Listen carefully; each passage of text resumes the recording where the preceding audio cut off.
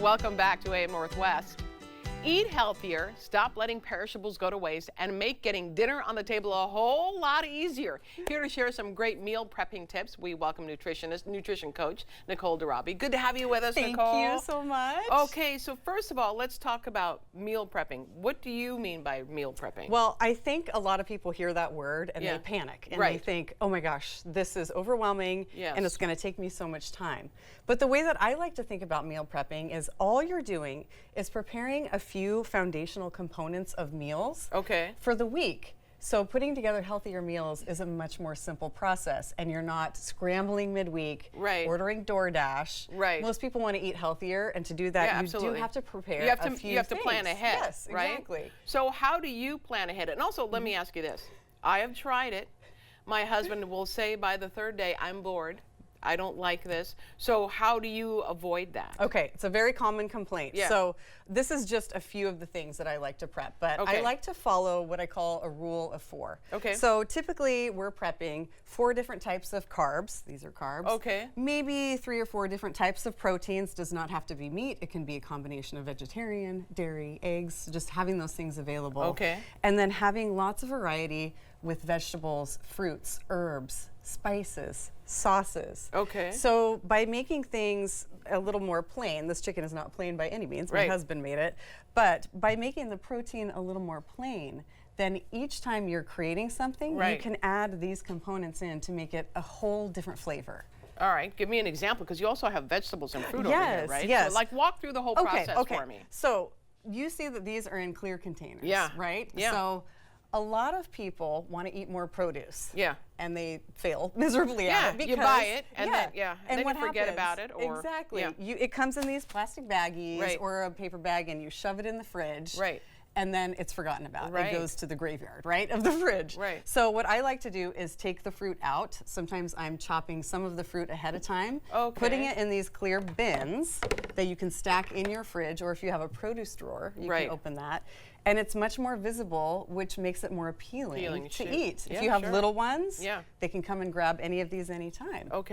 So let's go then. How do you plan a meal? So typically what I do is I plan what kind of proteins are we going to have during the week. If I'm going to be putting something like this together, I will either do like a chicken, a pork loin, it's whatever the person prefers.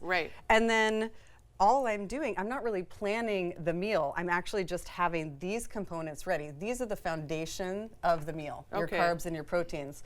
Your proteins are a little harder to get because you do have to cook them. So that's why I encourage people to cook them ahead of time. And then but do you have to consider, like with the chicken, especially chicken breast, you cook it ahead of time, but when you go to heat it up, it gets overcooked. So you have to be really careful about that. So we like to use a sous vide. It sounds very fancy. Oh no, I love sous vide. So you're vacuum sealing all the nice juices in, and it actually lasts longer throughout the week. So you're sous videing it, and then when you're ready for it, you can sear it on a pan, or you can dice it up and warm it up in a new dish, like you're warming it with a carb. And you have an example of a dish that you've made. So this is one example. So from these, I created this meal. So if you're eating at home, you can have it in a bowl, But if you're going to work, like most people are, you can put it in a container. You can put your sauces, in a little to-go container and take it with you. Because most people end up eating out for lunch and they don't necessarily want to. But they don't know how to plan that ahead. That's true. So look at all the variety you have in here. Do you like to do the meals in a bowl? I love bowls. I love bowls because you can throw everything in there. And it's easy to mix all the flavors together. But if I were to make something from a different meal, I mean, there's so many different types of combinations. You can cook potatoes ahead of time, sweet potatoes. There's all different types of beans, but the idea is you're pulling it out of the can, rinsing it, putting it in a container so you can visibly see it. So you're cutting down on time spent. So then let's say you say to your daughter, okay, today we have this or this, and then she decides. She can. Most of the time she does like to eat what we eat, but I love putting things out on the table for her too, like in a Lazy Susan. Sometimes I'll put a few different things so she has autonomy to choose what she wants. But she's still eating a version of what we eat. It might be deconstructed. Maybe it's not together in this bowl. Right. Maybe it's deconstructed. You put the herbs here in a jar in the fridge. Is that to keep them fresh? It does and make them also easily accessible? Exactly. Okay. Because when they come like this, what are you going to do? Shove it in the fridge, and then it's going to mold up, and you're going to waste food. This is the other reason why I love this process, is because you are wasting less food. Right. Because you see what is available to you. Right. Do you then have, when you sit down to think about what am I going to have for the whole week, you have to plan it out though, don't you? You do, but we don't really go that far. I mean, I just kind of know, okay, I need 4 different types of carbs, maybe 3 or 4 different types of proteins, and I'm going to mix and match those how I feel on that day, right? Right. And then it looks like you have your lettuce ready to go yes, too. so I've chopped and washed lettuce, and I put a paper towel in there to soak up any moisture that happens. I do this with the veggies too, so this actually lasts much longer than it coming in the clamshells. Right. And they get smushed, right? My gosh, all great ideas.